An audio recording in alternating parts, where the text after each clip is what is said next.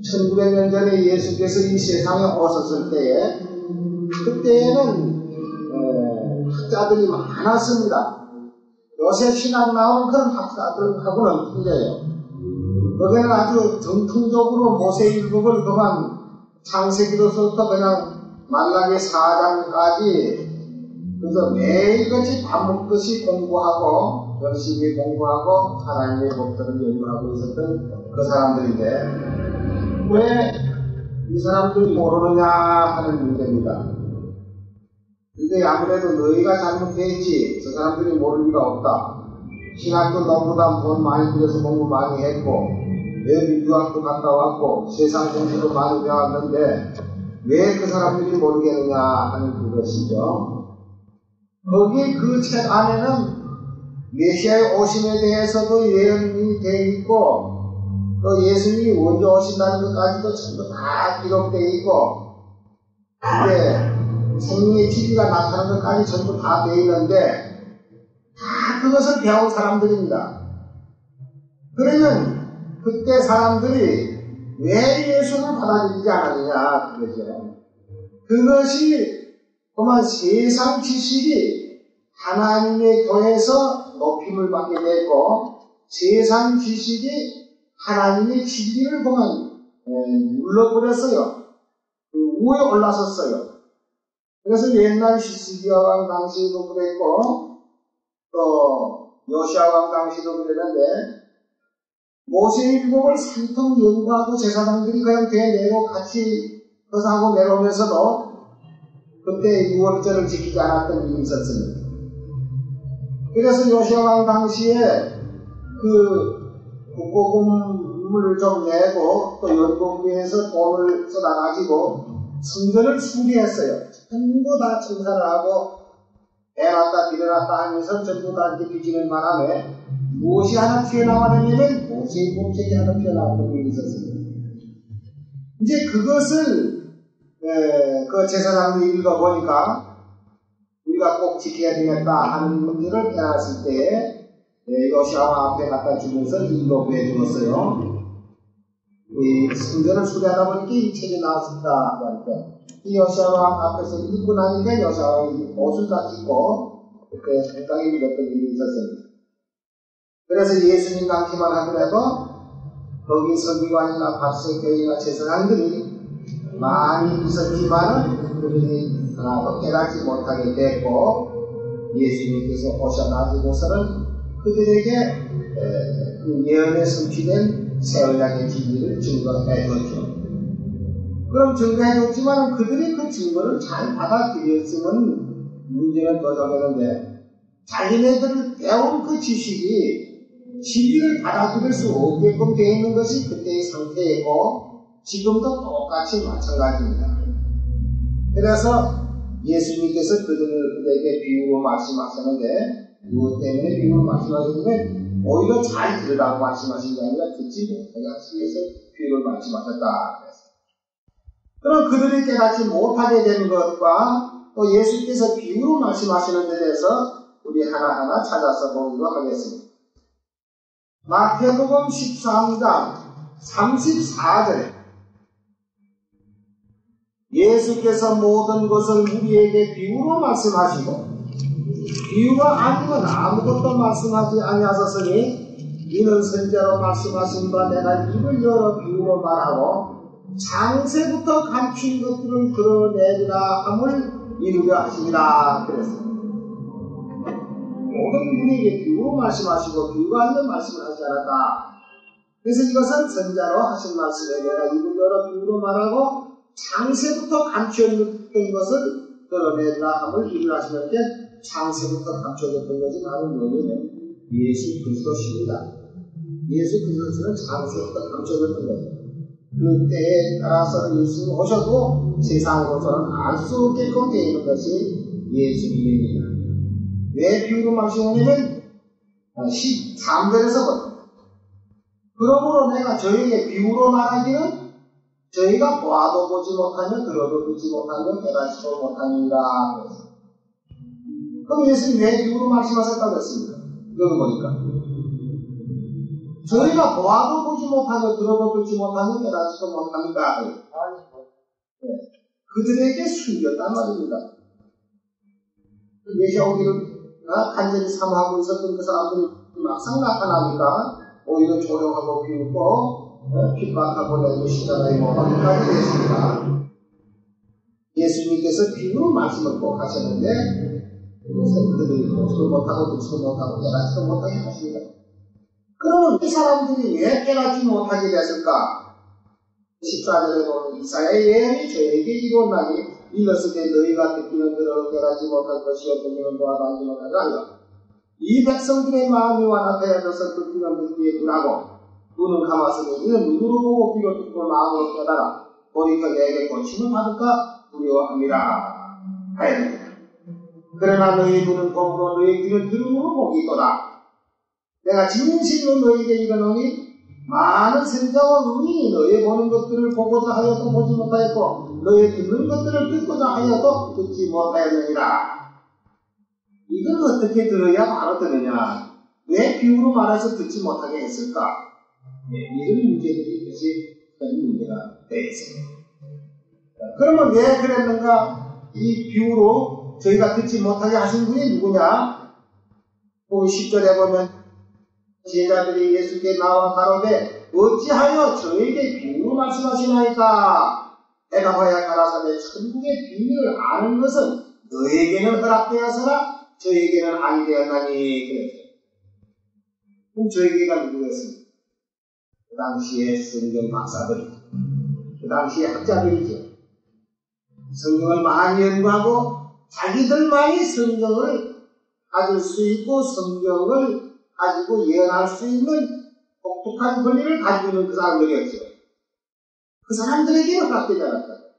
너에게는. 그러니까 오히려 예수님의 제자들은 비유로 말해도 알아들을 수 있게 있고 그 당시에 가장 학자들이라고 하는 그들에게는 이것을 도저히 알 수 없게 있는 것입니다.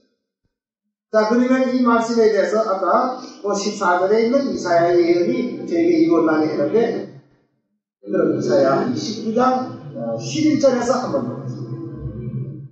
아마 이런 문제들을 잘 알면은 옛날에 있었던 일도 대략 진단이 갈 때고 오늘날에도 반드시 이렇게 돼야 되겠구나 하는 것이 예언성취되는 것을 알 수 있을 거예요. 그러므로 모든 묵시가 너희에게 마치 봉한 책의 말이다. 여기 모든 묵시라는 것은 무엇을 하는 말이죠? 구역성경 대목의후서 3장 16절에 볼 것 같으면 모든 묵시는 모든 성경이라고 했습니다. 성경은 하나님이 선자의 입을 통해서 묵시로 보여줘서 우리에게 나타나는 것입니다. 그러면 그 모든 묵시라는 것부터 먼저 알고 들어갑시다. 디모데후서 3장 16절 모든 성경은 하나님의 감동으로 된 것으로 구역성경에는 하나님의 묵시로 된 것으로 이래서 묵시 그건 감동으로 됐단 말이나 묵시로 됐단 말이에요. 감동으로 된 것이로 교훈과 책망과 관계함과 우리의 거룩하기에 유익하니 이는 하나님의 사람으로 온전케 하며 모든 선한 일을 행하기 합니다. 또 베드로후서 1장 20절에 먼저 알 것은 정해 성경의 모든 예언은 사사로이 볼 것이 아니니 예언은 성경은 언제든지 사람의 뜻으로 낸 것이 아니요 오직 성령의 감동하심을 입은 사람들이 하나님께 받아 말한 것이니라. 그런데 모든 성경에 기록한 그 예언이 사람의 뜻으로 사람의 생각과 무슨 뭔 짜내가지고 쓴 것이 아니고 오직 성령의 감동하심을 입은 사람들이 하나님께 받아 말한 것이다. 이사야 29장 12절에 가면 그러므로 모든 묵시가 너에게는 마치 봉한 책의 말이다. 이것은 무식한 자에게 주며 이르기를 그대에게 청하노니 이를 읽으라 하면 대답하기를 나는 보아였으니 못하겠노라 할 것이요 또 무식한 자에게 주며 이르기를 그대에게 청하노니 이를 읽으라 하면 대답하기를 나는 무식하다 할 것이다. 그러고는 여기 이 말씀이 그 모든 무시가 동안책의 말이라 그러는데 그 동안책의 말같이 도저히 깨달을 수 없게 된 이유가 어디 있느냐?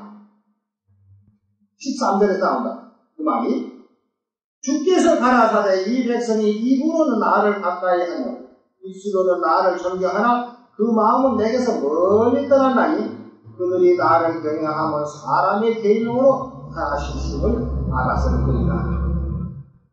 그렇기 때문에 사람의 계명으로 하나심을 받았기 때문에 모든 성경이 뭐가 같다?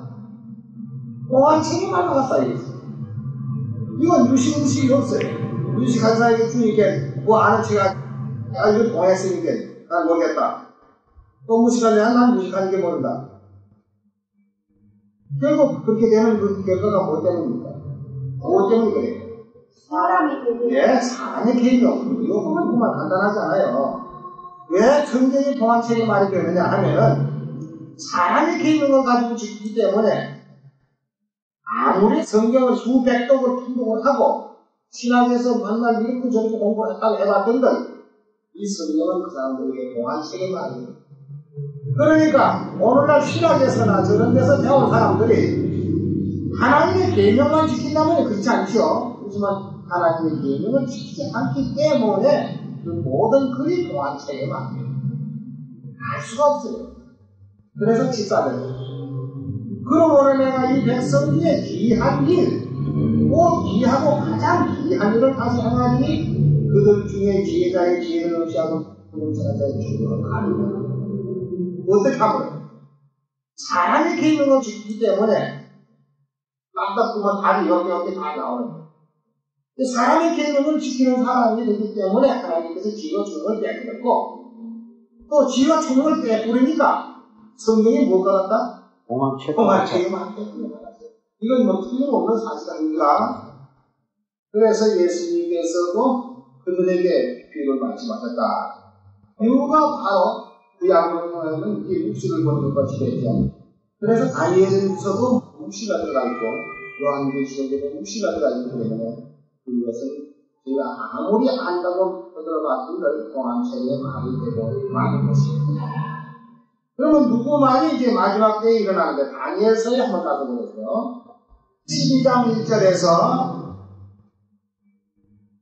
그때 내 민족을 호위할 대군 미가엘이 일어날 것이요 또 환난이 이스라엘이 이런 대군 이내로 이때까지 없었던 환난일 것이며 그때 내 백성 중에 문책에 기록된 모든 자가 구원을 얻을 것이라. 땅의 티끌 가운데에서 사는 자 중에 많이 되어 영생을 얻은 자도 있겠고 수욕을 받아서 부끄러움을 입을 자도 있을 것이며 지혜 있는 자는 궁창의 빛과 같이 빛날 것이요 많은 사람을 어둠대로 돌아오게 하는 자는 별과 같이 영원토록 빛이리라. 이렇게 말씀을 해놓고는 4절에 아니라 마지막 때까지 이 말을 간수하고 그 위에 읽은 그 말씀 이것을 간수하고 그 글을 봉합하라. 많은 사람이 빨리 왕래하며 지식이 달다 그러는데 여러분은 공동번역 볼만해요. 마지막 때까지 이 글을 간수하고 이 글을 봉합하라. 많은 사람이 빨리 왕래하고 지식이 달다. 이것은 제7예수 재림교회에서는 오늘날 같이 세상에 비행기 타고 왔다 갔다 기차 타고 왔다 갔다 자동차 타고 왔다 바로 이열이다. 하지만 요거는 공동번역을 그렇게 그렇지 않죠. 말세까지 두면은 그때에 글을 읽고 깨달은 사람이 나올 것이다. 그냥 많은 사람이 왕래할 것이다. 강직당할 것이다. 진리를 찾지 못해서 이구석 저구석 왔다 갔다 하는 이런 것으로 되어 있습니다. 7절에서 내가 들은 그 세마포 옷을 입고 강물 위에 있는 자가 그 좌우선을 들어 하늘을 향하여 영생하는 일을 가르치면서 가로되 반드시 할 때 두 때 반대를 지내서 성도의 권세가 다 깨어지기까지니 이렇게 되면 이 모든 일이 다 끝나리라 하더라. 내가 듣고도 깨닫지 못하니라. 내가 가로되 내 주여 이 모든 일의 결국이 어떻게 되겠사옵나이까? 그가 가로되 다니엘아 갈지어다. 대처 이 말은 마지막 때까지 간수하고 봉합할 것이니라. 많은 사람이 연단을 받아 스스로 정결케 하며 회개할 것이나 악한 사람은 악을 행하니 악한 자는 아무도 깨닫지 못하되 오직 지혜 있는 자는 깨달다. 여기 악하다고 하는 사람이 어떤 사람이겠습니까? 이것은 성경을 보는 사람들 가운데 악한 사람이 있어요. 성경을 본다고 하고 하나님을 믿는 사람들 가운데 악한 사람이 있어요.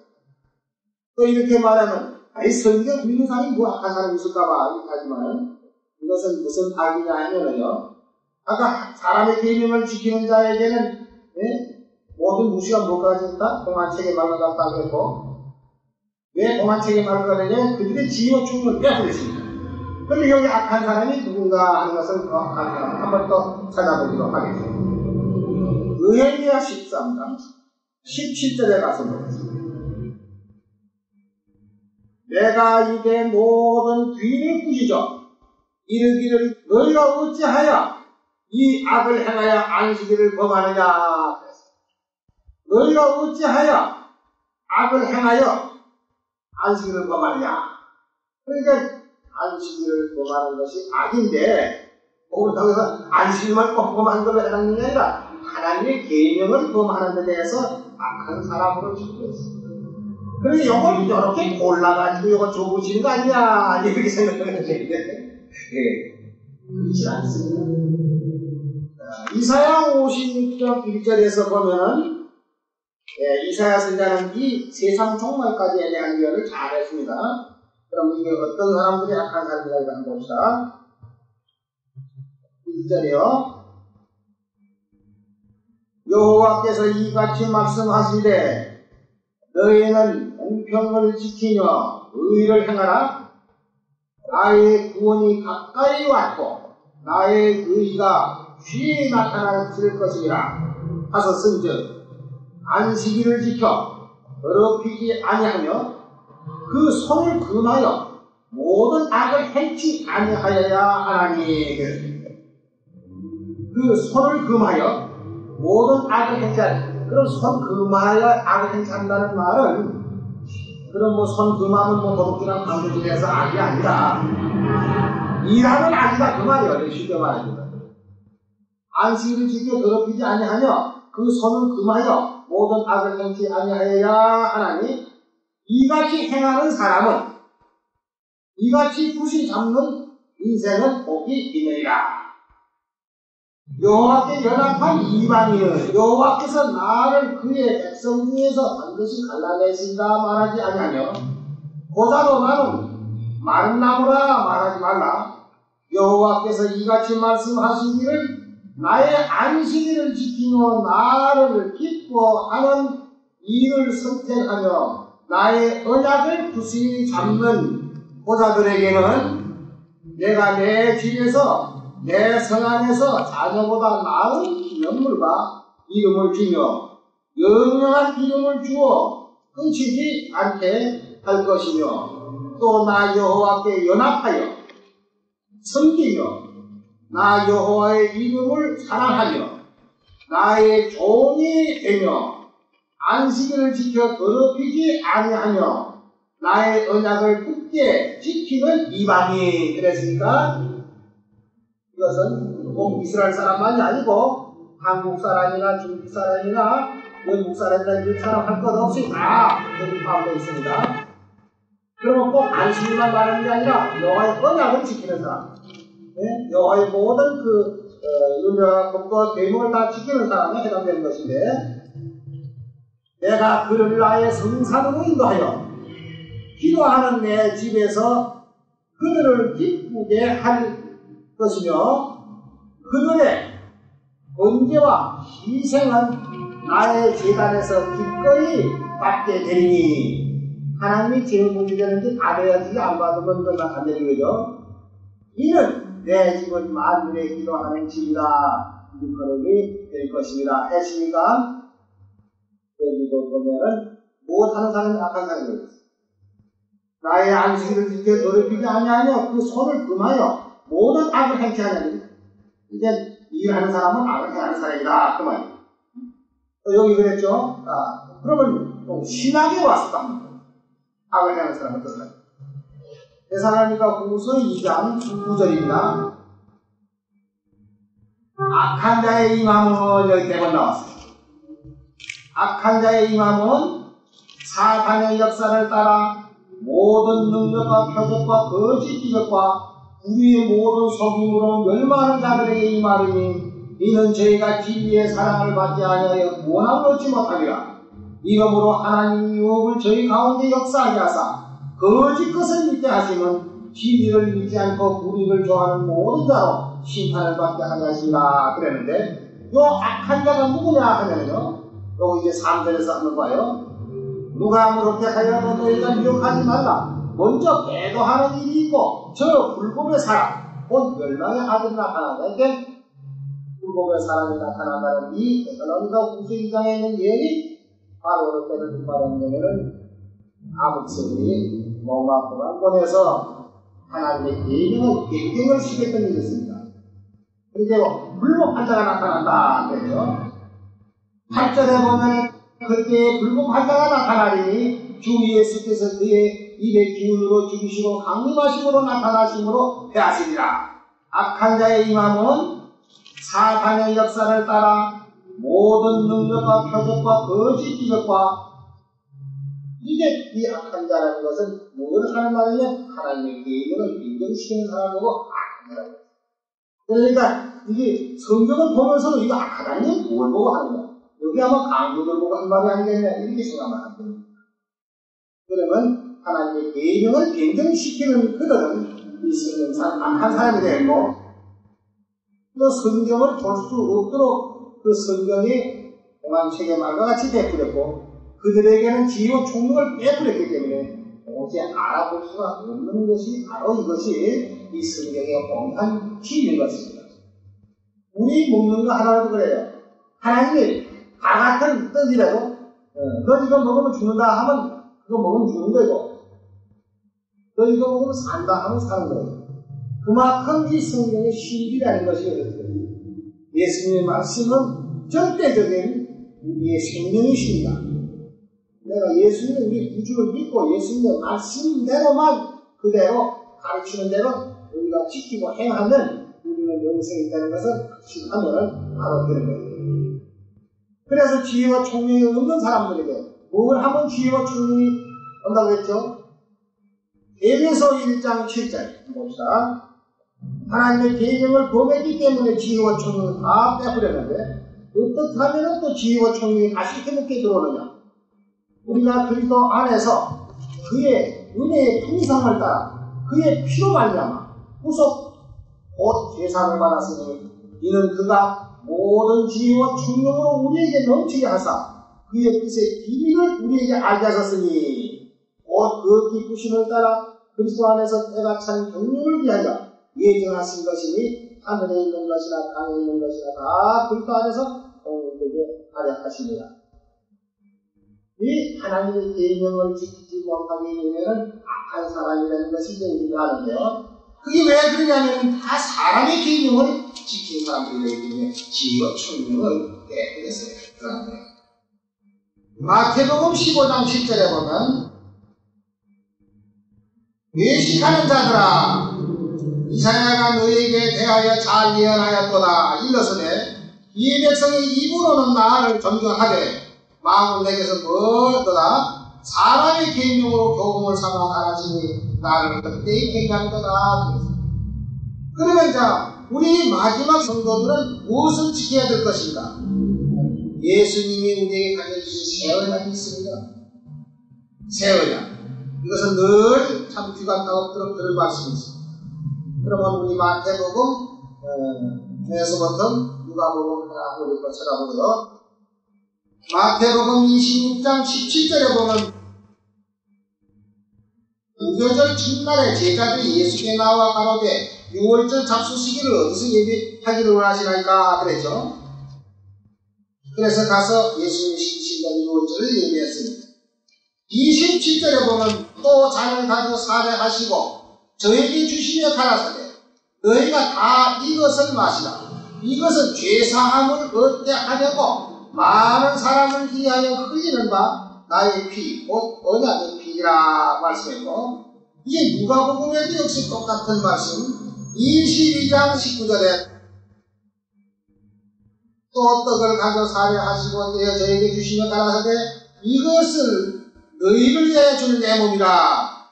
2월절 성만찬 20절 7절에서 보면 저는 먹은 후에 잔도 이와 같이 하여 가라사대 이 잔은 내 피로 씌운 새 언약이니 곧 너희를 위하여 주는 것이니라. 그래서 너희는 이것을 향하여 나를 기념하라 하시고 여기서 새 언약으로 우리에게 주었습니다. 바로 사람의 계명과 하나님의 계명, 예수님이 우리에게 주신 계명은 하나님의 계명입니다. 새 언약입니다. 구약에서는 모세율법이 하나님의 계명이지만 모세율법은 예수님이 오셔가지고 헌법을 개정했기 때문에 신약에 와서는 예수님이 우리에게 가르쳐주신 것이 이제 새 계명, 하나님의 계명이 되겠습니다. 그래서 이제 마지막에 구원받는 사람들이 요한계시록 14장 1절에 보면은 또 내가 보니 보라 어린 양이 시온산에 섰고 그와 함께 십자만 4천이 섰는데 그 이마에 어린 양의 이름과 그 아버지 이름 쓴 것이 있도다. 12절에 가서 보면 성도들의 인내가 여기 있나니 저희는 하나님의 계명과 예수의 믿음을 지킨 자 반드시 하나님의 계명이 들어갑니다. 마지막 성도들이 지금 영으로 더불어 대항해서 싸워나가는 것은 사람의 계명하고 하나님의 계명하고 지금 대항이 되어 있는데 12장 17절에 보면 용이 여자에게 분노하여 돌아가서 그 여자의 남은 자손 곧 하나님의 계명을 지키며 예수의 증거를 가진 자들로 더불어 싸우려고 바다 모래에 섰더라. 그 바다 모래라는 것은 거짓 사람의 계명을 지키는 바다의 모래수와 같지만 그 무리 위에 섰다. 그럼 우리는 이제 싸움은 누구하고 싸우는 것이냐? 용하고 싸우는데 바로 용이 어디 올라섰느냐면 거짓 교회들 바다 모래수와 같이 많은 그 무리 위에 서서 있어요. 그래서 싸움은 바로 사람의 계명을 지키는 무리하고 하나님의 계명을 지키는 무리하고 제2의 싸움이 되는 것입니다. 그래서 우리가 아무리 약하게 보이지만 우리는 하나님이 함께 계십니다. 여기 좀 더 나가보면 모래수와 같이 많은 무리가 있고 남은 무리 적은 숫자가 있습니다. 언제든지 많은 무리는 사람의 계명을 지키는 무리들이고 남은 백성은 하나님의 계명을 지키는 무리. 결국 그때 가서 누가 구원을 받는 것인가? 로마서 9장은 하나만 더 보고 말겠습니다. 로마서 9장 27절 또 이사야가 이스라엘에 관하여 예시되 이스라엘의 무자손의 수가 비록 바다의 모래가 들지라도 남은 자만 구원을 얻으리니 주께서 땅 위에서 그 말씀을 이루사 필하시고 끝내시라 하셨나니라. 또 이사야가 미리 말한 바 만일 만군의 주께서 우리에게 씨를 남겨 그 남은 백성이죠. 씨를 남겨두지 아니하사 뜨면 우리가 소돔과 같이 되고 그와 같았으리로다 하고 지금 말했는데 그럼 이 남은 백성 여기 우의 관계를 찾아보면은 로마서 11장 5절에서 나오는데요.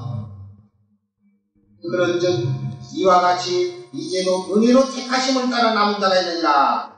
만일 은혜로 된 것이면 행위로 말미암지 아니니 그렇지 않으면 은혜가 은혜되지 못하였느니라.